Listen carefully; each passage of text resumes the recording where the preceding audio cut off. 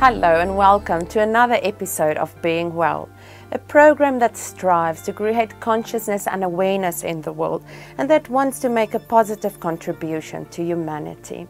I am Marihan and I will be your host. In today's show we will be talking about heart meditation. Then Chef Houston will make another delicious nutritious recipe for us. Also we have some yoga coming up. And lastly, we will have a look at how far the ban on cigarette smoking has come. Let's take a look.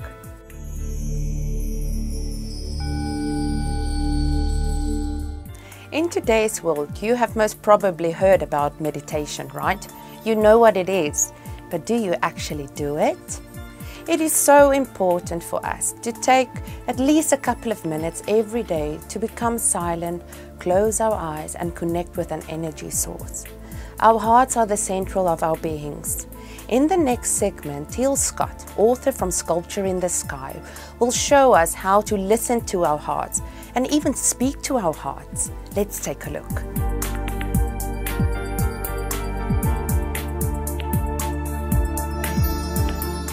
Our bodies are more like ecosystems than they are like organisms. There are a great many beings which call your body home, such as microorganisms and bacteria. You are indivisible from them because they cannot exist without you and you cannot exist without them. But what most people don't know is that your cells and organs of your body are no different. They're endowed with their own consciousness, their own personalities even. The you that you call by your name is really the collection of all of these things. You are in essence a small-scale collective consciousness. Understanding your body in this way is really important to vitality, to health, to life itself. It's really important that you connect with the separate parts of the ecosystem that is your body. And one of the parts of this ecosystem of your body that's the most important to connect with is your heart. The heart is the first organ to form when the body is developing in utero. When an embryo is made up of only a very few cells, each cell can get the nutrients it needs directly from its surroundings. But as the cells divide and multiply to form a growing body, it soon becomes impossible for nutrients to reach all the cells efficiently without help. The cells also produce waste that they need to get rid of. So the heart and the blood and the circulatory system that branch off from the heart form the first organ system to develop. They are essential to carry nutrients and waste around the embryo to keep its cells alive. The heart is the connection between all future systems that are to form in the body. This is why it is so often seen as the center of your being. You can use the heart as a doorway between physical and non-physical reality. In other words, it is the doorway between your soul and your physical body. You can also use the heart to send energy to all parts of your body, much like it sends blood to all parts of your body. I want to introduce you to an exercise that you can use on any part of your body, but today we're going to use it on the heart. So to begin with, I want you to close your eyes and I want you to place your hands one on top of the other, straight over your heart. Your heart is located right under your sternum in the center of your chest. And for a minute, I want you to just feel, on an emotional level, on a sensation level, what your heart feels like. If I was to mention one of your friends, the names of them, you would instantly associate a sensation with that friend, your idea of that friend. That sensation is what we call an energetic signature. Your heart, and every organ in your body really, also has a signature. It's how you identify that person as different from everyone else you know, or that organ as different from every other organ. Close your eyes and imagine your heart as a separate being that lives inside you. What does your heart feel like? If your heart were a living being, what personality would this being have? Feel free to visualize your heart as an actual mini being, or even as a mini person if you wish. What would this being want? What would this being dislike? Does this being feel appreciated and loved? Or does it feel ignored and undervalued? Just take some time to be with your heart exactly as it is right here and now and exactly as it feels without needing it to be different. There's no right or wrong way to have a conversation with your heart.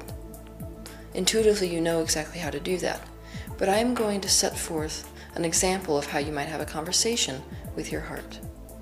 Begin by asking your heart directly, what makes you unhappy? What do you need me to do differently? If you could have one wish, what would it be? And what do you have to tell me? You will receive the answers on an intuitive level. Either you will hear the answers, or you will see them in your mind's eye, or you will just know the answers because they will pop up in your consciousness. Next, it is your turn to address your heart. Acknowledge the concerns which your heart expressed to you. Explain to your heart that you value its perspective and its needs and its wants. After all, your heart represents the perspective of your true self. What do you think your heart needs to hear? Tell that to your heart. You can speak to your heart inside your mind's eye if you don't wish to speak out loud. Next, take steps to fulfill the wish that your heart expressed. Keep in mind this might not be something that can be accomplished in one sitting. It might, for example, be a lifestyle change that your heart wants you to make. Once you feel as if you have reached a place of understanding with your heart, take some time to express gratitude for your heart and for its very special purpose, keeping you full of life, keeping you vital. And then I want you to visualize either gratitude or love flowing into your heart. Imagine that energy being soaked up by the heart and then pumped through the rest of the body. Imagine that love being diffused through all of the capillaries, the blood vessels, the arteries and veins, into every other organ in your body, because the heart is the one that is carrying the love there throughout the totality of your being. Imagine that love soaking into every other organ and every other tiny little cell. Just before you are ready to come back into the room, make a promise to your heart, if you feel ready, that you'll always be available to talk to. A promise that you will fulfill its wishes, that you agree with its perspective because you acknowledge the fact that it represents the truth of your being. When you're ready to complete the exercise, I want you to take 4 deep breaths, inhaling the oxygen completely into your lungs and allowing the oxygen to completely exit your lungs. After you've done this 4 times, you can wiggle your toes and your fingers and come back into the room by opening your eyes. The more connected you are with your heart, the more connected you are with your personal truth, and the more connected you are with your soul. Connecting with your heart is an essential part of your spiritual progression, because the heart bears the burden of all the trauma on an emotional level that you have experienced throughout your life.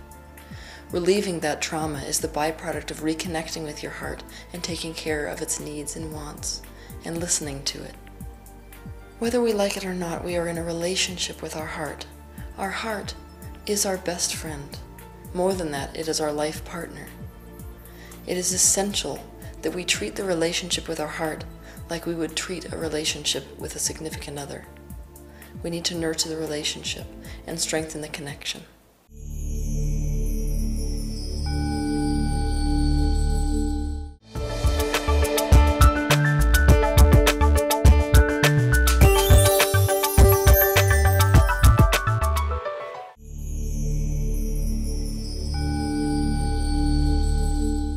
Hello and welcome back. Kale is the superfood of all superfoods. The benefits of kale are over the top.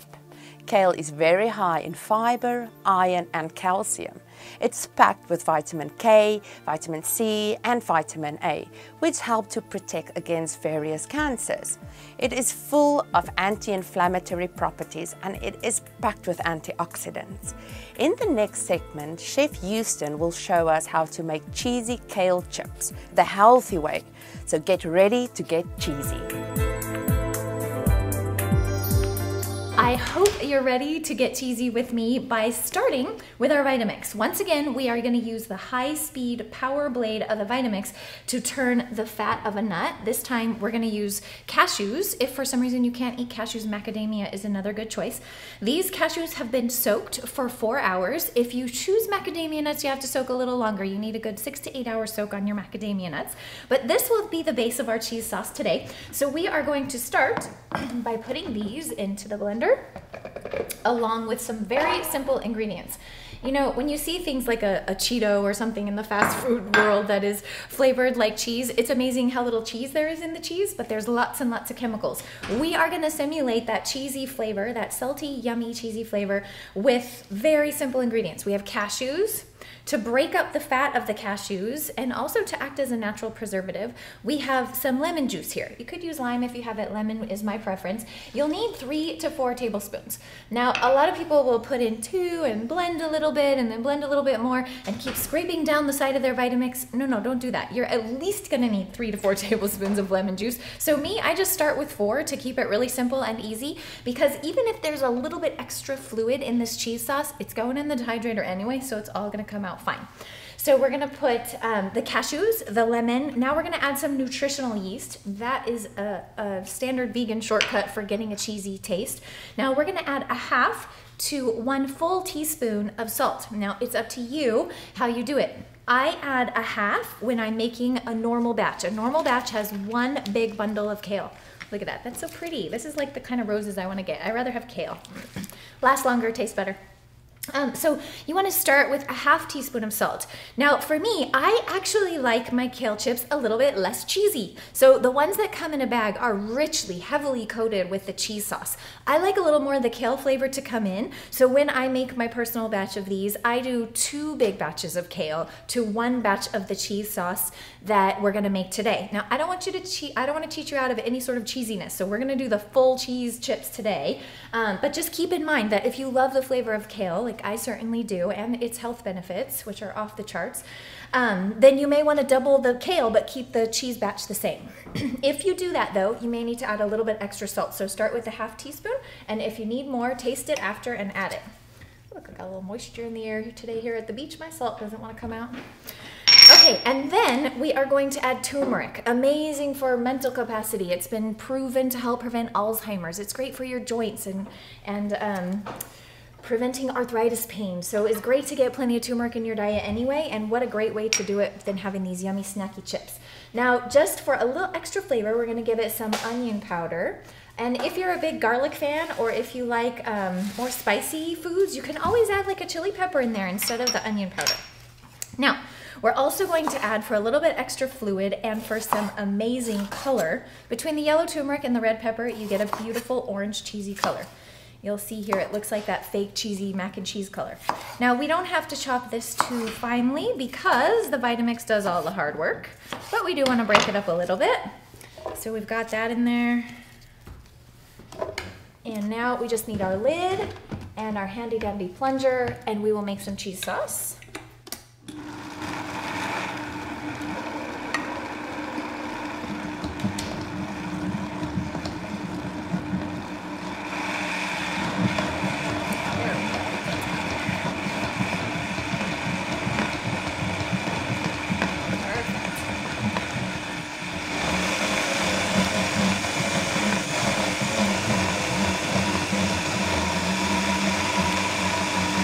I'm going to stop for one little note here. You'll notice that I did not flip this thing all the way up to 10 and then on high and let it get all crazy at the bottom. I kept it on a slow speed. I didn't go above 6 on the speed control on the Vitamix until the whole mixture was well blended. In other words, I have a little bit of big chunks on the bottom, a little big chunks on the top, and I have a little bit of sort of this cheesy paste forming in between. Once you have a uniform consistency that starts to look a little bit like maybe watery cottage cheese or watery ricotta, then you can go ahead and flip it up on high. You want it to run on high for a minute to fully cream the cashews into a cheese sauce. So while this is creaming, it's gonna take a minute. You're gonna see me just tearing off the kale leaves so we can get them ready for the chips.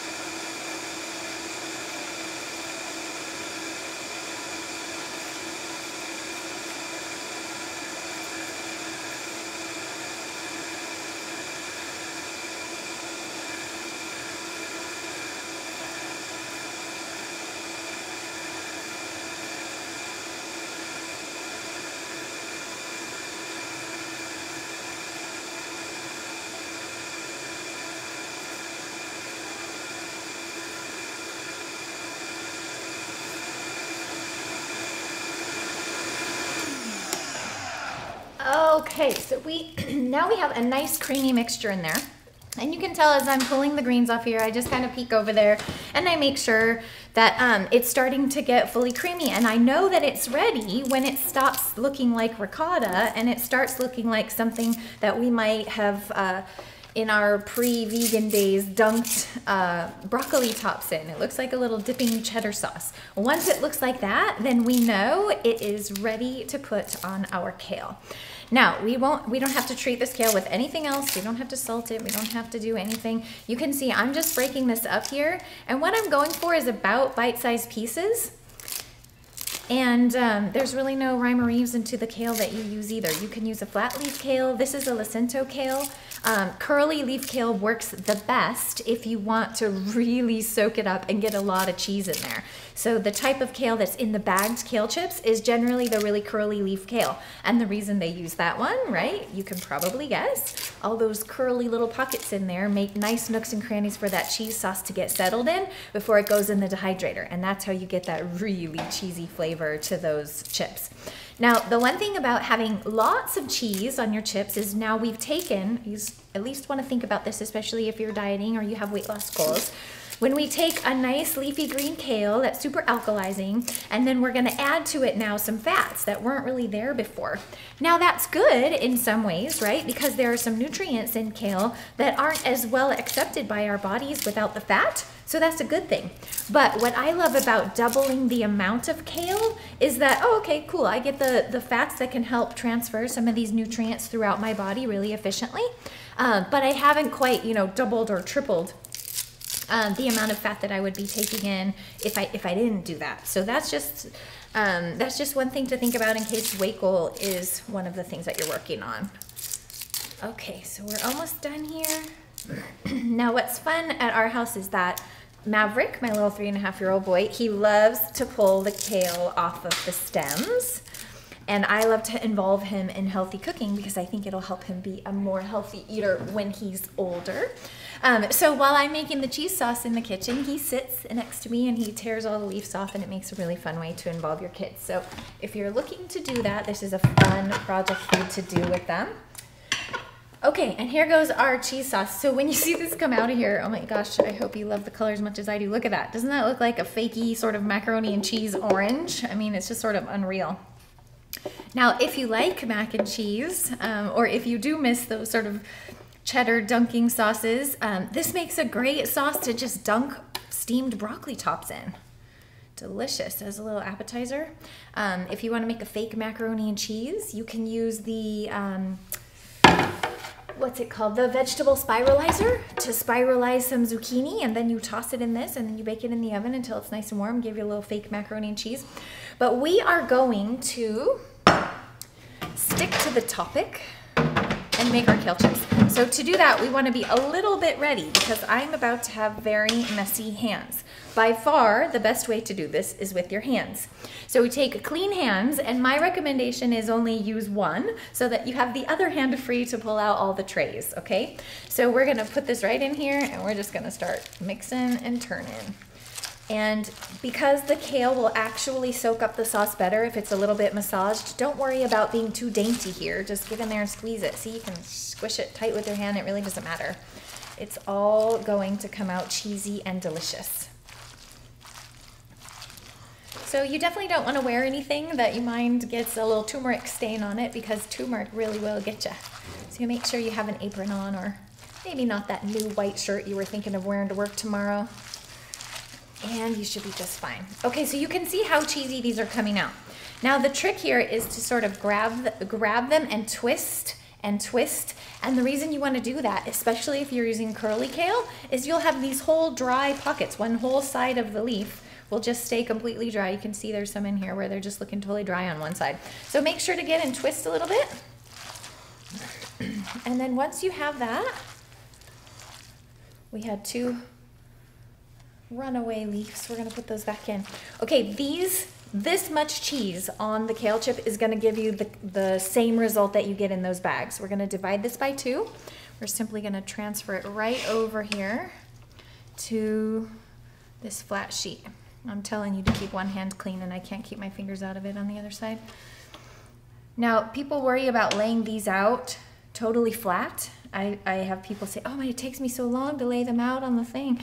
You know, it really doesn't matter. As long as you have plenty of airflow going through here, you're all good. You just want to lay them out flat. The curly kale will be especially hard. So you want to distribute them so that there's not a lot on top of each other. And not because they won't dehydrate, but because you'll end up with these chunks of chips. And then when you go to break it apart, they'll sort of crumble a little bit too much into powder and you just have a little bit too much waste. But other than that, it's still going to dehydrate no matter what. So don't worry about getting them laid out perfectly flat. Okay, so there's a good tray full right there. And you'll want to alternate. Don't layer every tray in your dehydrator. Skip a tray so that there's room for the kale leaves. And we're going to do that again. There's another tray. And you can see I'm taking caution to spread them all the way to the edge just so we use up the whole tray. But where they're kind of clumping together, that's all right. That's totally fine.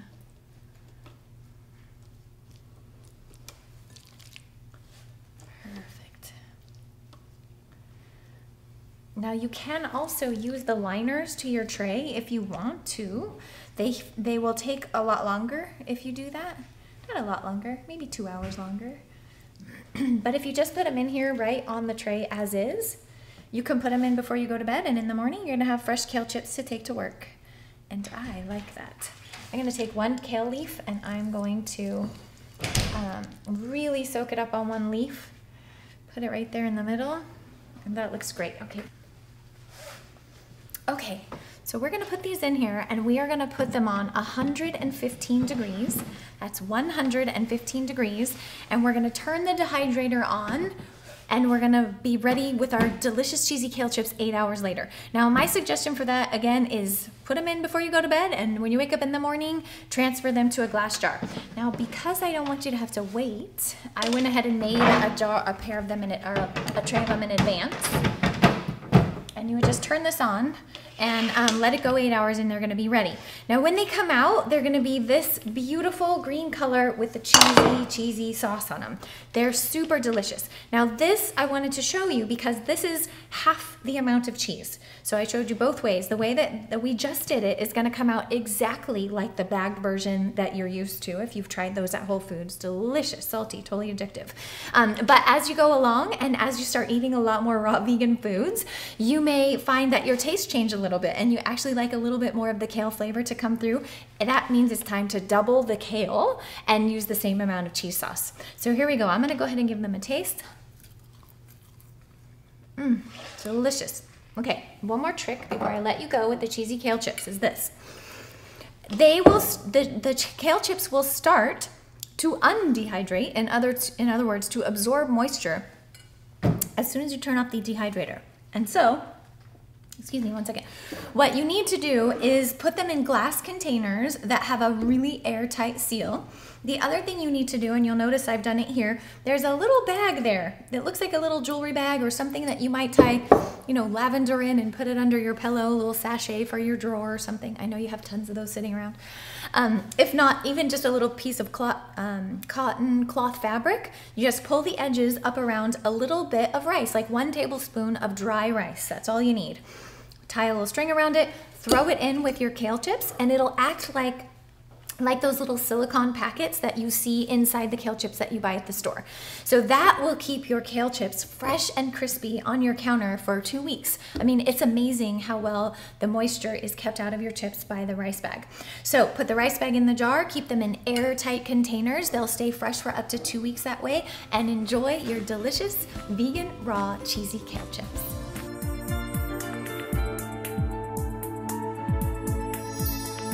That was both delicious and healthy. So let's take a short break and be right back.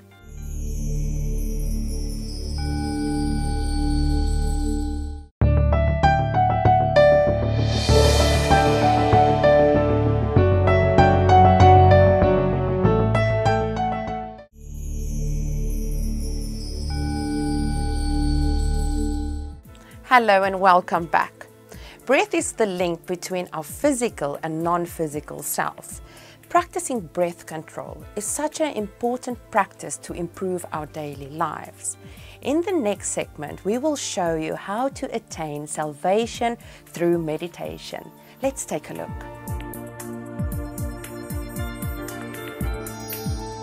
Hello, I'm Amy Derone of the Road Home Empower Yoga Show. This practice is really powerful because yoga is so welcoming when we feel good and look good and have energy and we're enthused about our practice. What's often not shared is that this practice is also so welcoming when it's the opposite of that. When we're sore, when we're feeling kind of sick or tired, sad even. So this practice is dedicated to a rainbow of fruit flavors of human emotion and feeling, physically, emotionally, whatever we got going on. I myself am sore this weekend from a weekend of travel, a lot of holiday food, and snowmobiling, which I hadn't done in about 20 years. So just know that yoga teachers need what they teach. Let's begin. Let's start out into child's pose. And who knows, maybe we'll just stay there. Bring your toes together behind you. Your knees, open them up wide. And then you just bring your chest down to the floor. Press your forehead down onto the ground. Let your arms rest in front of you. If you push your elbows into the floor a little bit, it'll create a little more space in between the shoulders. So try that. Just press the elbows down and you'll feel there'll be a response. Take a big breath in. Open your mouth, let go of your breath.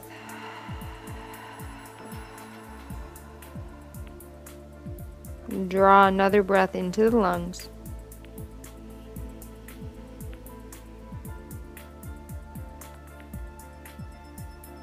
Let go of that breath.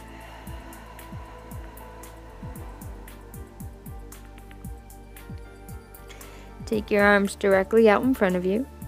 Kind of inch your fingertips forward, as far away from your hips as you can get. Press your palms into the floor.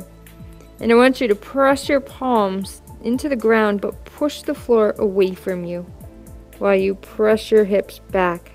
Like you push your butt back and push the floor away from you in front of your mat. Now lift your elbows and forearms off the ground and press the palms and the fingers down strongly into the floor. Pull yourself right up onto your hands and knees. Take the time to line your knees up directly under your hips. So if the knees are out here, you're taking yourself out of the integrity of your own natural alignment. The feet are hip width apart. The hands then come to the floor shoulder width apart. While you have your knees underneath your hips, you want your knees just a little bit behind as well. So they're not right up close. Give some space. Drop your belly. Look at your palms. Spread your fingers wide. Stick your butt up. Now stretch your chest up. Look up. And as you breathe out, and as I breathe out, we together will press our chin toward our chest, our belly into our spine, and our tailbone. Lengthen it down toward your heels. Take another breath in while you drop your belly and then stretch your chest and your tailbone up.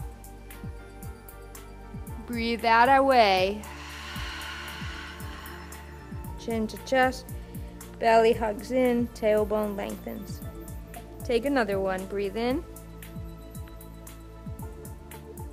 And exhale, chin to chest, round the back, tailbone lengthen it toward the feet. Press your palms into the ground. That's going to help give leverage to that stretch across the upper back. Let your head drop, but press it in and release. Bring yourself back to child's pose. Press your forehead down. Take your hands to your shoulders right now and your neck. and give yourself a little bit of a mini massage. If nobody gave you a gift certificate for a massage under the Christmas tree, who cares? Give yourself what you need. Bring the pads of your fingers and really find those spots.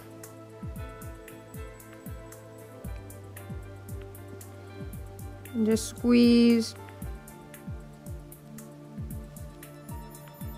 And then take your arms back down to the ground. Take a big breath in.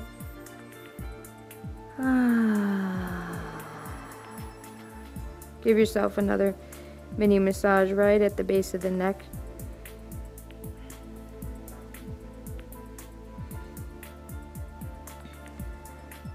Use the pads of your thumbs. Just get some blood to start flowing. And when we start really getting into Ujjayi breath, it's going to get the blood flowing. Yeah, it's so funny, right? When we don't feel quite right, all we want to do is just nothing. But just a little bit of movement and a little bit of oxygen, a little bit of blood flow, circulation. It's medicinal.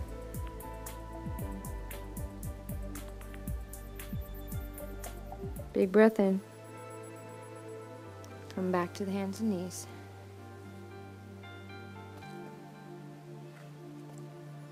Downward dog. Again, spread your palms. Curl your toes under. Slowly lift the knees off the floor and press back. If the hamstrings are tight, keep your knees soft.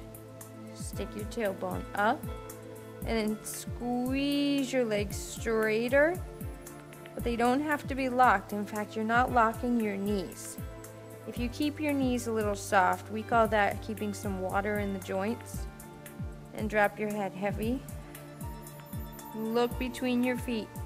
Breathe in. Empty it all.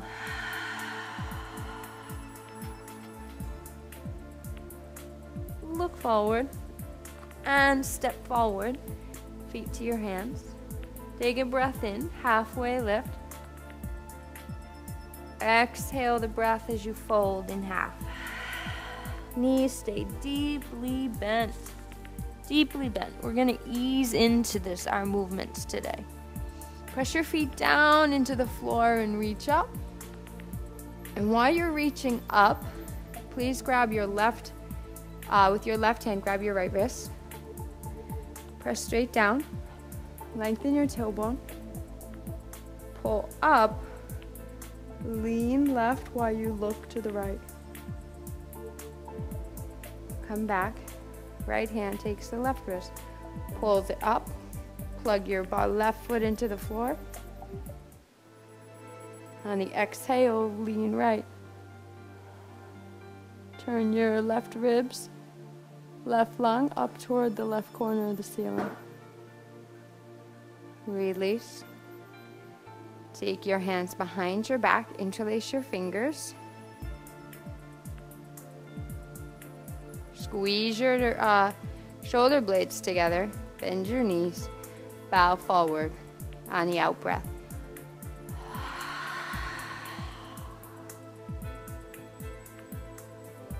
Lift halfway up, breathe in. Press your palms flat, step back on the ball of the right foot. Step back on the ball of the left. You're in high plank. And shoulders, line them up over the wrists. If you're needing some extra space in your shoulders and neck, take your hands a little wider. Press your heels back, look forward, hug in your belly. Rock back and forth. Or take your knees down, feet, tops of the feet down. Still rock forward while you bend your elbows lower. Now up dog, breathe in. And empty the breath for down dog. Breathe it in.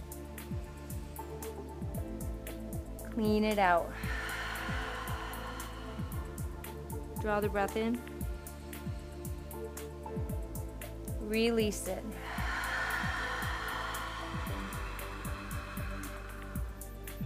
In breath. Hold your breath. Release it all.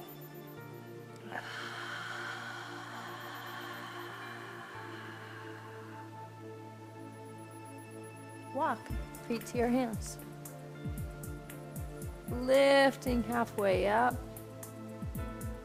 Empty, folding forward.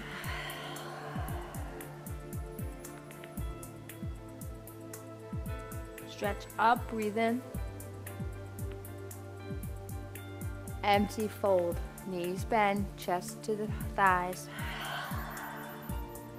Breathe in halfway. To high plank. To low plank, exhale. On an inhale, up dog. The tops of the feet are on the ground. The legs can lift or relax on the floor. It's like you're trying to pull your hips right through your arms while you press your shoulders to the back of the room. Chest is tall. Breathe in. For downward dog, that's when you exhale.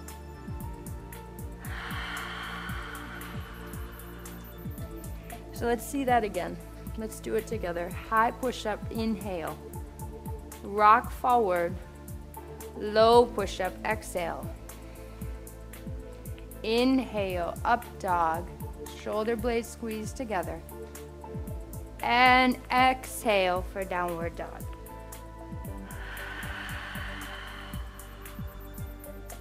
Take a breath in. Breathe it away.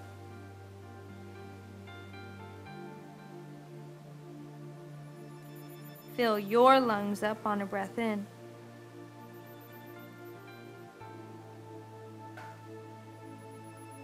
Breathe it all out.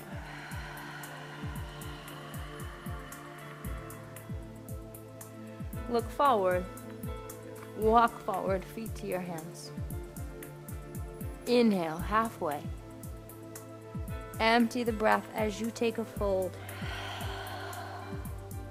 Press your feet down, squeeze your legs strong, reach up. Out breath, forward fold. Breathe in.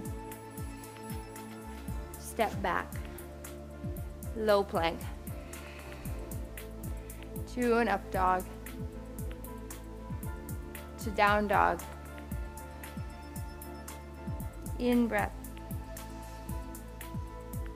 Empty the breath.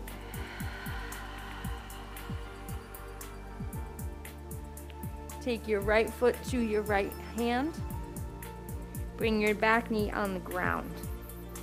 Take the left side edge of your mat, fold it over, line your left knee under that hip, press into the feet or into the front foot, and come up. Let your hips press forward while you interlace your fingers over your head. Push into your right foot, pull your right hip back. Press your hips forward and let your exhale take you into just a little bit of a back bend. Take your left hand down on the floor, on the fingertips actually. Take your right thumb to your right hip crease, pull the right hip back. Open the chest, right arm high. Take your upper arm, wrap it around your back. See if your right fingertips are able to catch your left hip. Breathe in. Breathe out with me. Release. Take the right knee back.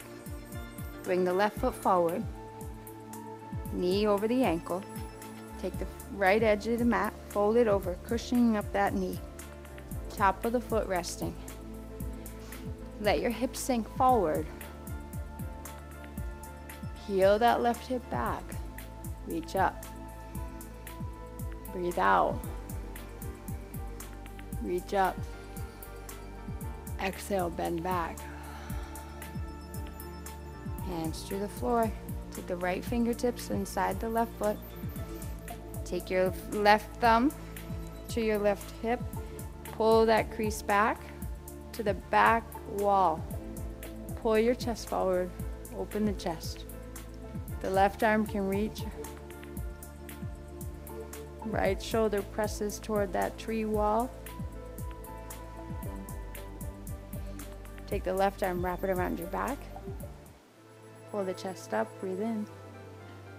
Twist it out, breathe out. Release, come on back to center. Drop your belly again, cat pose.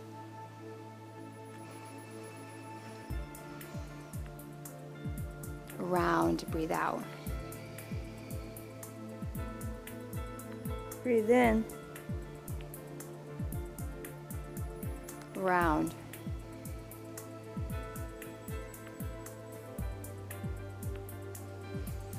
Child's pose. Knees open wide again. Rest your head. Mini massage. Call that in.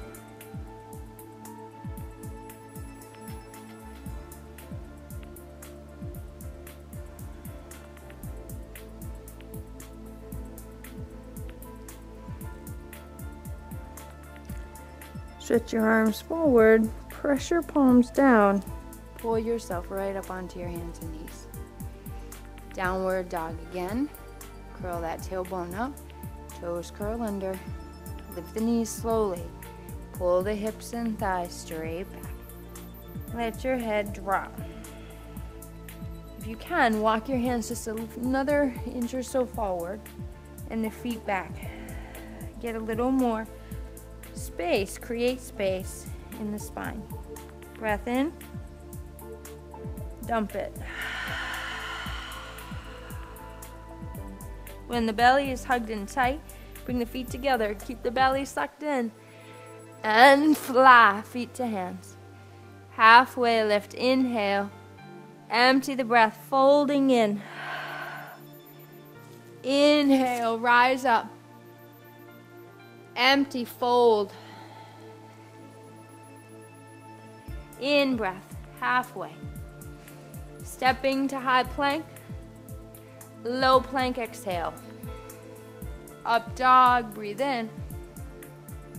Down dog, pull it back. Breathe it in. Empty it all. Take your right foot forward. Gently bring your left knee on the ground. Inhale, take your arms straight up.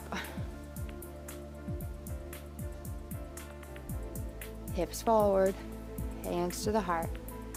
Pause. Breathe in. Breathe it away. Set your gaze. Go into your breath.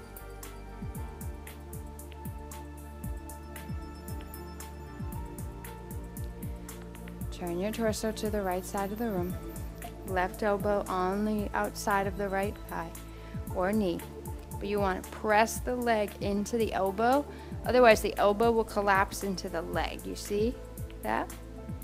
And you want to keep pressing open. Pull the chest up and out. Twist it out. Twisting your belly. So pull your belly in while you twist. Take the left fingertips on the ground again. Inhale, right arm up. Take the right arm over your ear and hug it around your back. Breathe in. Breathe out to twist.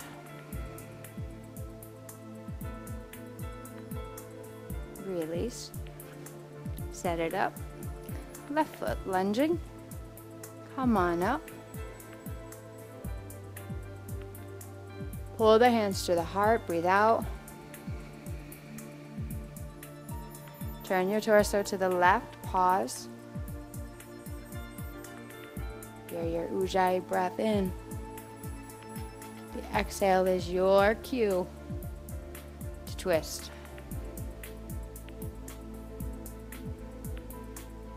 Go into your breathing. Make sure you're breathing out. Breathe in, you'll feel your chest get longer. Breathe out, wring it all out. Take the right fingertips to the floor. Line them under the right shoulder. Left arm reaching.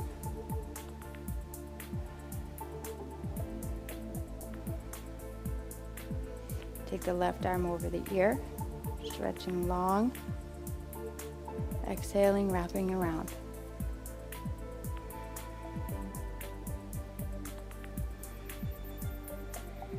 Downward dog.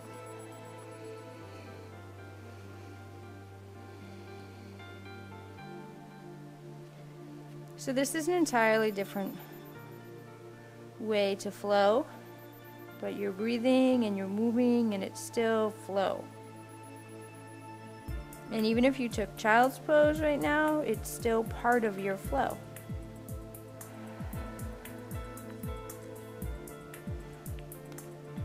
Often we'll think, I'm not doing what I think I should be doing, what they're saying, what they're expecting, or if I take a break, it's gonna be no good. I don't really know where we made all this stuff up. But your body's always saying, listen to me, I will not fail you. So I'm moving very slow today, but I'm being straight up about my practice. I'm being straight up about it with myself and with you. I'm not pretending, I'm not faking, I'm being real. That's what this practice is, getting real. Take your left knee down. Take your right leg straight back. If you can, lengthen your left arm and take your left elbow to your right knee while you press chin to chest, hugging your belly, and then stretch it all out and pull it all in. Other side. Take your left leg straight back. Really important, you flex your left foot and push through your left heel, toes point to the floor. Right arm out in front of you. Right elbow, left knee in. Big breath in to lengthen out. Big breath out, squeeze tight.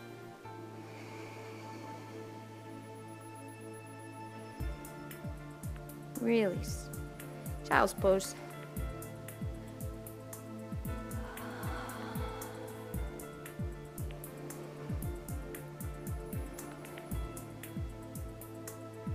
Come on back up.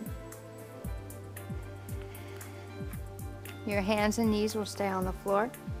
And you're going to press your hips over to the right and then press them down towards your heels. And then you come back over. Press your buttocks over to the left and press them back. Back and down.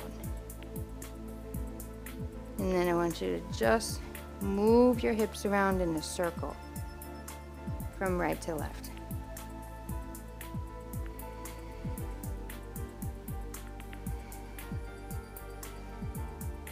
What I've learned about this practice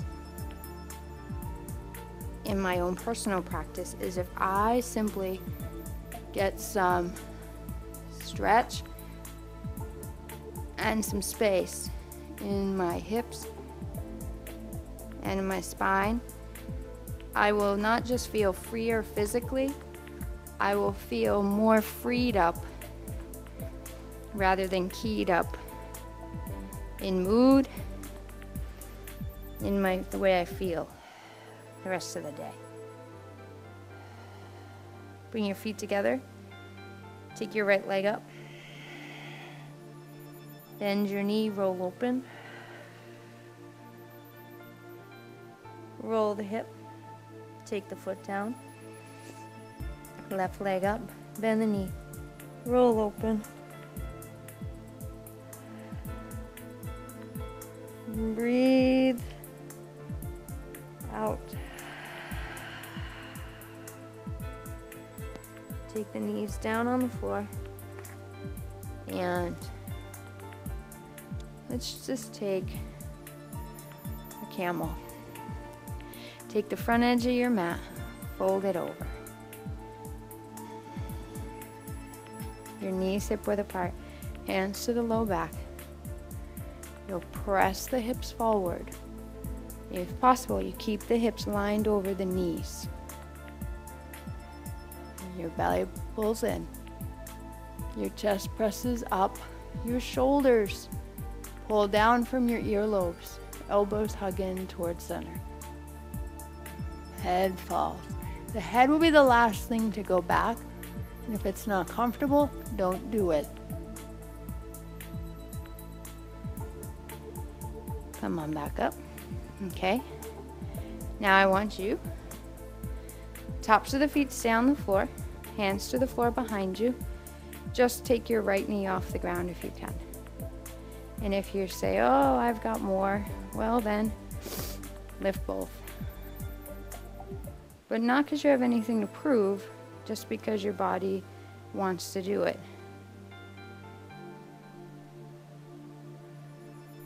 And you sit back and it stretches out the tops of the feet. You don't have to like it, by the way. Now I want you to curl your toes under, even your pinky toe. Find your pinky toe back there. Curl it under. You're on your, sit your butt down towards your heels. Hands to the heart. And you'll try to press your knees straight back. You definitely will not like me on this one. But I know your feet probably need it.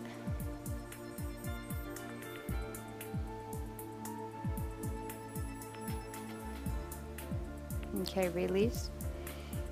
Sit down on your butt.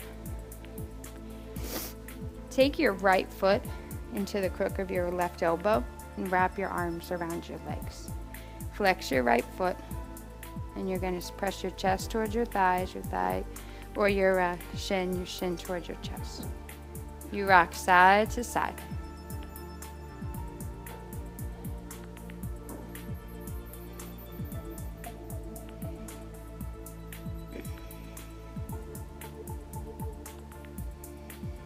Interlace your fingers around the sole of the right foot.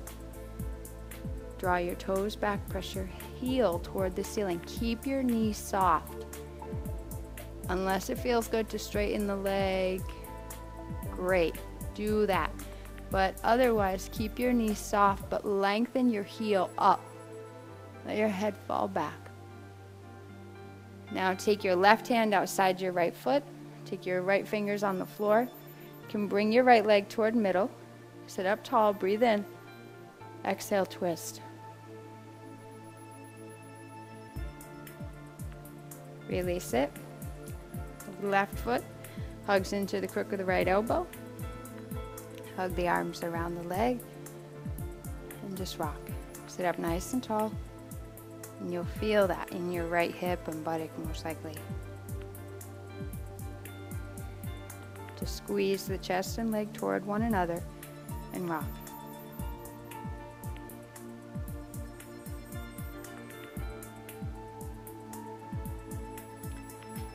My practice has changed me in a lot of personal ways, both professionally, especially personal.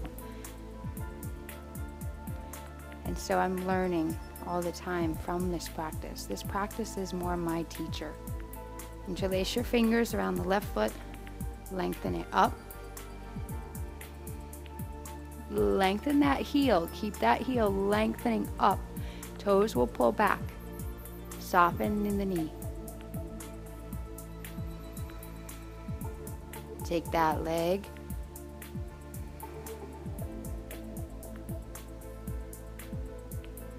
Release. Come on to your back. And what this practice has taught me, this is Shavasana, is that to do a little less means big contribution overall. You are still in the game. Namaste.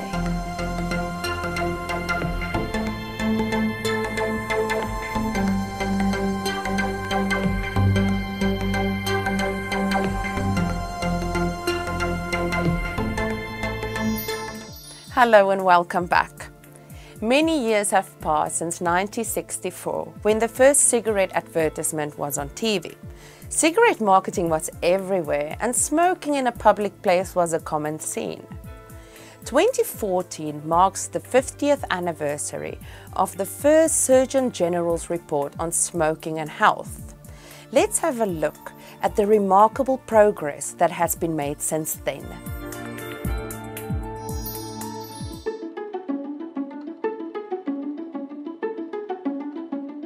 In 2014 marks the 50th anniversary of the first Surgeon General's report on smoking and health. This series of videos celebrates the progress made and the work still to be done to end tobacco-related disease and death and to make the next generation tobacco-free.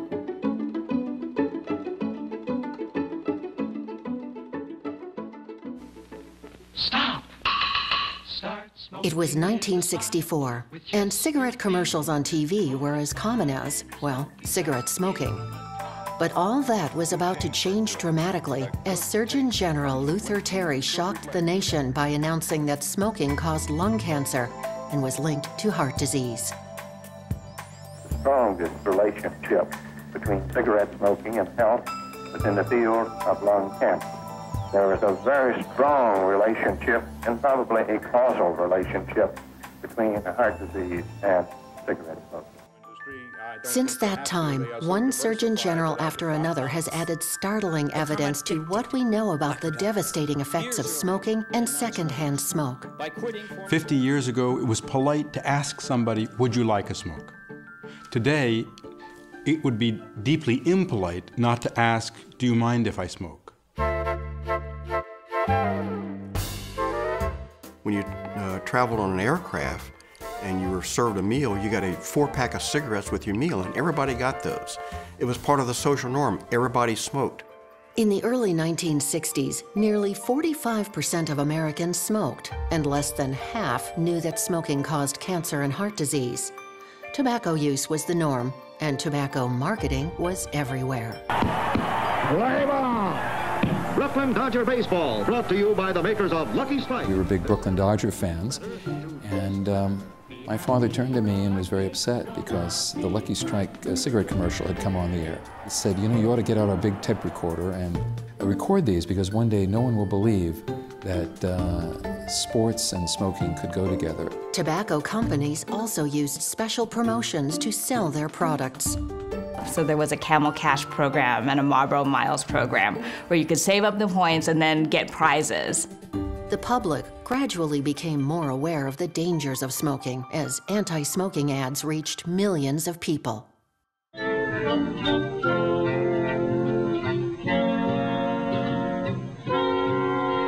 Like father, like son, think about it. I think we have changed as a society in terms of the way we view smoking. It used to be cool, and it was what everybody wanted to do. And now it's sort of odd, it's strange, it's not socially acceptable. In 1971, Surgeon General Jesse Steinfeld ushered in yet another sea change in what was socially acceptable when it came to smoking. He talked about that he thought it was high time that we actually looked at cigarette smoking in the context of what it does to the non-smoker, and that non-smokers have a right to breathe clean and fresh air. We have made enormous progress. Smoking among our nation's children has been cut by more than half. That will literally save tens of millions of lives over the next 20 to 25 years. Progress came from many sources. It came from people from inside the healthcare field and outside the healthcare field. And it came from federal leadership.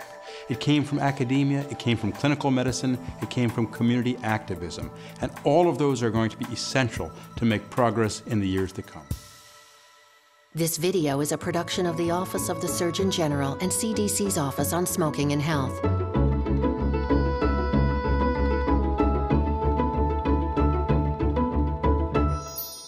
So there's the proof. Smoking causes cancer and other lung diseases. So if you're still smoking, put down the cigarette and live a healthy life. Well, that's the end of our show for today. Hope you enjoyed it. Live with passion, follow your bliss. Take care and be well.